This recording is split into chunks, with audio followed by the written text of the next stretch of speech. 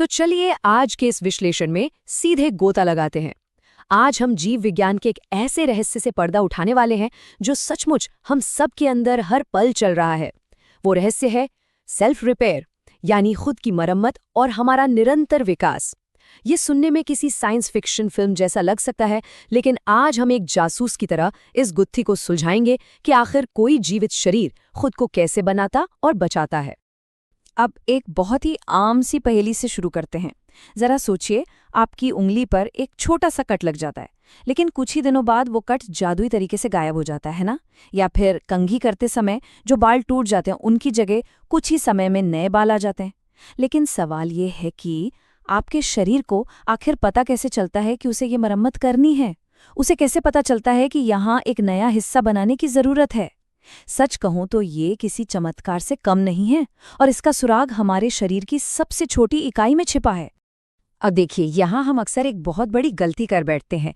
जब हम शरीर के बड़े होने या बढ़ने की बात करते हैं तो हमें लगता है कि हमारे अंदर मौजूद कोशिकाएं या सेल्स बस किसी गुब्बारे की तरह फूलकर बड़ी हो रही हैं, लेकिन असल में ऐसा बिल्कुल नहीं होता। जैविक वास्तविकता ये है कि शरीर का विकास कोशिकाओं के बड़े होने से नहीं, बल्कि अधिक कोशिकाओं के बनने से होता है। पुरानी या खराब हो चुकी कोशिकाओं को बस नई कोशिकाओं से बदल दिया जाता है। ऐसा इसलिए है क्योंकि हर एक कोशिका के बढ़ने की एक बहुत ही सख्त लिमिट होती है। वो बस एक हद तक ही बड़ी हो सकती है। तो जब कोई कोशिका पुरानी हो जाती है या डैमेज हो जाती है तो उसे हवा भरकर ठीक नहीं किया जा सकता। इस पूरी समस्या का बस एक ही समाधान है, और वो है विभाजन, यानी डिवीजन। नई कोशिकाएं बनाने के लिए पुरानी कोशिका को टूटना या विभाजित होना ही पड़ता है। जीवन को चलाते रहने का बस यही एक तरीका है। तो चलिए अब अपनी इस जांच के पहले हिस्से की तरफ बढ़ते हैं, प्याज की जड़ की जांच, जहां हम कोशिकाओं को सचमुच अपना काम करते हुए रंगे हाथों पकड़ने वाले हैं। इस कमाल की प्रक्रिया को अपनी आंखों से देखने के लिए हम एक तरह का बायोलॉजिकल स्टेकआउट या निगरानी सेटअप तैयार करेंगे।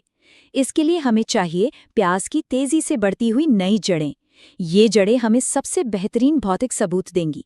हमारा सेटअप बहुत ही आसान है। बस एक जार में सादा पानी लीजिए और एक प्याज को उस पर ऐसे रखिए कि उसका निचला हिस्सा पानी को छूता रहे। अब इसे 5-6 दिन के लिए ऐसे ही छोड़ दीजिए। जब नई जड़ें उग आएंगी तो हम जांच के लिए जड़ के सिरे से बस 2-3 सेंटीमीटर का एक छोटा सा हिस्सा काट लेंगे। लेकिन यहाँ एक बहुत बड़ी अड़चन है। जड़ तो पूरी तरह ठोस है ना? तो एक जासूस के तौर पर हम उस ठोस ऊतक के अंदर गहरे सूक्ष्म स्तर पर हो रहे इस लगातार विभाजन को आखिर कैसे देखेंगे? हम उस छिपी हुई प्रक्रिया को सामने कैसे लाएंगे जिसे नंगी आंखों से देखना एकदम नामुमकिन है? ठीक यहीं पर हमारे खास फोरेंसिक टूल्स की एंट्री होती है। सबूतों तक पहुंचने के लिए हमें कुछ दीवारें गिरानी होंगी। इसके लिए हम हाइड्रोक्लोरिक एसिड यानी HCl की एक बूंद का इस्तेमाल करेंगे। जब हम जड़ के टुकड़े पर तनु HCl की एक बूंद डालकर उसे 10 से 15 मिनट के लिए छोड़ देते हैं तो ये रसायन ऊतकों को एकदम नरम कर देता है। ये बिल्कुल ऐसा है जैसे किसी बंद कमरे में झांकने के लिए आप दरवाजे का ताला थोड़ा कमजोर कर रहे हो। इसके बाद बारी आती है एसिटोकार्माइन स्टेन की 2-3 बूंदों की। ये रसायन हमारी जांच में किसी स्पॉटलाइट की तरह काम करता है। वैसे तो कोशिका के अंदर का हिस्सा पारदर्शी होता है, कुछ दिखाई नहीं देता, लेकिन ये स्टेन सीधे उन जरूरी हिस्सों को रंग देता है जो विभाजन का मुख्य हिस्सा है। और अचानक से जो सेल्यूलर सबूत अब तक गायब थे वो एकदम साफ और स्पष्ट होकर हमारे सामने आ जाते हैं। अब आता है सबसे मजेदार हिस्सा। हम जड़ के उस रंगे हुए सिरे को स्लाइड पर रखते हैं। उसके ऊपर कांच की एक पतली सी कवर स्लिप रखते हैं और फिर अपने अंगूठे से उसे बहुत ही हल्के से दबाते हैं। ये हल्का सा दबाव बिल्कुल कैमरे के शटर की तरह काम करता है। ये कोशिका विभाजन की उस लगातार भागती दौड़ती प्रक्रिया का समय रोक देता है, जिससे हम उस सटीक पल को कांच के नीचे हमेशा के लिए फ्रीज कर लेते हैं। और जब हम माइक्रोस्कोप के लेंस से उस स्लाइड को देखते हैं तो हमारे सामने हलचल से भरा एक पूरा का पूरा क्राइम सीन खुल जाता है। हम साफ देख सकते हैं कि कोशिकाएं लगातार बढ़ रही हैं, और सबसे दिलचस्प बात क्या है, सारी कोशिकाएं एक जैसी बिल्कुल नहीं दिखती। उनकी संरचनाएं अलग अलग होती हैं, क्योंकि हर एक कोशिका उस वक्त विभाजन के एक अलग चरण में, एक अलग स्टेज में रुकी हुई है। यह इस बात का सबसे पक्का सबूत है कि हमारा विकास कोई रुकी हुई चीज नहीं है, बल्कि एक बहुत ही एक्टिव और स्टेप बाय स्टेप चलने वाली प्रक्रिया है। तो चलिए अब इस छोटे से जार से बाहर निकलते हैं और दूसरे हिस्से की तरफ बढ़ते हैं, बड़े पैमाने पर मानव शरीर को देखते हैं। अगर हम अपने खुद के शरीर के इस विशाल पैमाने पर नजर डालें तो आंकड़े सचमुच आपका दिमाग घुमा देंगे।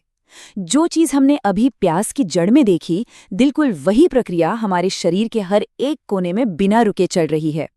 अंदाजा लगा सकते हैं कितने स्तर पर? एक अनुमान के मुताबिक मानव शरीर में हर दिन सैकड़ों अरब कोशिकाएं बदली जाती हैं। जी हाँ, आपने बिल्कुल सही सुना, सैकड़ों अरब। हर रोज पुरानी कोशिकाएं खत्म होती हैं और उनकी जगह नई कोशिकाएं ले लेती हैं, ताकि आप और हम एकदम फिट रहें। और ये बात बहुत ही शानदार तरीके से 1% रूल यानी 1% नियम को समझाती है। ये हमें बताता है कि शरीर में हर दिन होने वाला ये खरबों कोशिकाओं का जो विशाल फेरबदल है ना, वो दरअसल शरीर की कुल कोशिकाओं का केवल और केवल 1% है। जरा सोचिए, अगर सिर्फ 1% को बदलने के लिए शरीर को इतनी भयंकर मेहनत करनी पड़ती है, तो पूरी मशीनरी कितनी जटिल होगी। अब यहाँ एक बहुत ही गहरा सवाल उठता है, कोई भी बायोलॉजिकल सिस्टम इतने बड़े पैमाने पे इतनी तेज रफ्तार से बिना किसी गड़बड़ी के काम कैसे कर सकता है? अगर हर दिन अरबों नई कोशिकाएं बन रही हैं, तो ये पूरी प्रक्रिया बेकाबू होकर किसी अराजकता या कैंसर जैसी बीमारी का रूप क्यों नहीं ले लेती? इतनी सटीकता और सुरक्षा आखिर कैसे मुमकिन है? आइए देखते हैं कि ये सब कंट्रोल कैसे होता है।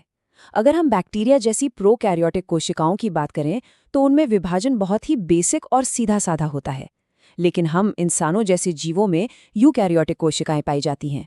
और यहाँ विभाजन कोई किस्मत के भरोसे होने वाली घटना नहीं है, ये एक बेहद ही नियंत्रित, रेगुलेटेड और व्यवस्थित जैविक मशीन है।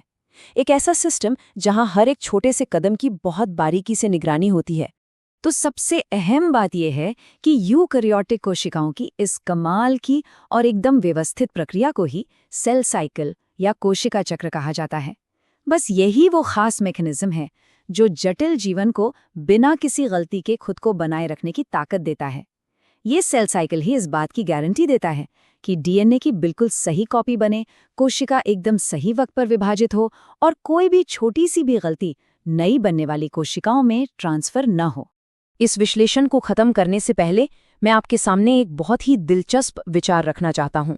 हमारे शरीर की ये सेल्फ रिपेयर प्रणाली अपने आप में एक मास्टरपीस है। अगर हमारा शरीर हर दिन अरबों कोशिकाओं को इतनी सटीकता और बिना किसी भूलचूक के बदल सकता है, तो जरा सोचिए भविष्य में क्या होगा जब हम इंसान इस सेल साइकिल को पूरी तरह से हैक करना या नियंत्रित करना सीख जाएंगे। क्या हम हर बीमारी को जड़ से मिटा देंगे? क्या हम उम्र बढ़ने को ही रोक देंगे? ये सवाल वाकई हमें आने वाले भविष्य की एक बहुत ही रोमांचक दहलीज पर लाकर खड़ा कर देता है।